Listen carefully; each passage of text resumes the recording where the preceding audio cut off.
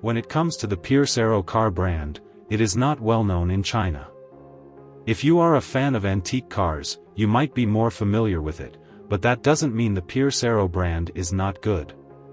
In the early days of the automotive industry, it was a prominent figure with the development of a small V16 gasoline engine in the 1930s, producing 560 horsepower, showcasing its strong technical capabilities. During World War I, the Pierce Arrow Company entered the military field and became a supplier of military vehicles, with one of its products being the Pierce Arrow self-propelled anti-aircraft gun. When World War I first broke out, most soldiers did not think much of the seemingly fragile airplanes and did not believe they could impact the outcome of the war.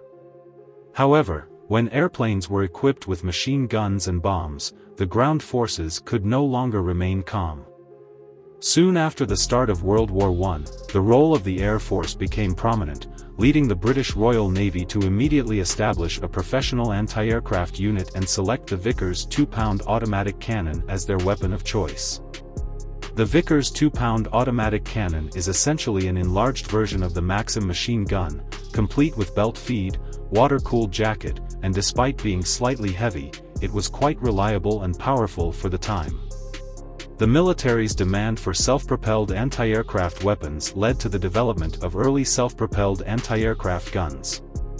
The Pierce Arrow self-propelled anti-aircraft gun used a 5-ton Pierce Arrow truck chassis, reinforced with armor. The armor covered the truck on all sides, and the driver's cab was almost completely enclosed. The original cargo space was converted into a combat room, and due to the need for anti-aircraft combat, it had an open-top design. The initial 32 vehicles were equipped with 5 mm thick steel plates, which were later upgraded to 7.5 mm thick steel plates for enhanced defense. The Vickers 2-pound cannon was positioned slightly forward in the combat room, and ammunition was carried with the vehicle. Its structure slightly protruded above the protective armor on both sides, allowing it to perform ground strafing missions.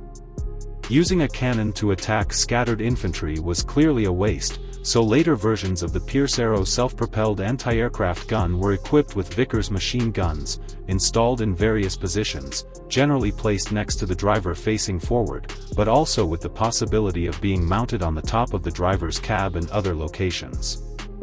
The entire vehicle weighed about 6 tons, was 5.2 meters long, 1.9 meters wide, and 1.8 meters high, powered by a 30 horsepower 4-cylinder liquid-cooled gasoline engine, which was relatively weak. It could reach a maximum speed of nearly 40 kilometers per hour after continuous acceleration on the road. The crew consisted of 5 people, including the driver and co-driver, who was also responsible for the machine gun, and 3 other personnel who operated the 2-pound cannon. As the main gun, the 2-pound cannon had a theoretical maximum firing rate of about 240 rounds per minute. Without improved ammunition, its maximum firing height was only about 2,700 meters. After logistics units began providing new types of ammunition in 1917, the maximum firing height was increased to 3,000 meters.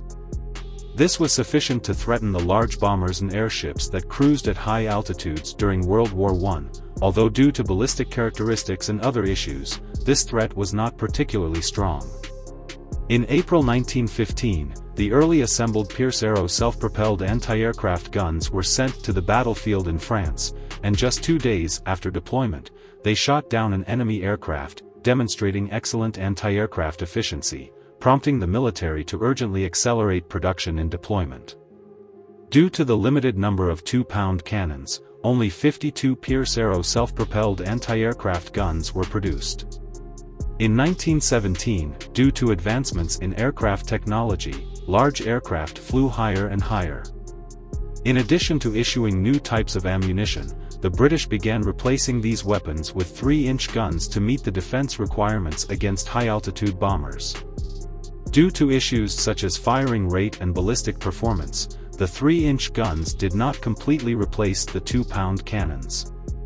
The Pierce Arrow self-propelled anti-aircraft gun was the earliest exploration of self-propelled anti-aircraft weapons, slightly earlier than similar equipment that appeared in the later stages of World War I. Although it had performance issues with the chassis, it proved the role of mobile anti-aircraft weapons in war. Of course, it was also proven that anti-aircraft guns could be used to engage infantry in emergency situations.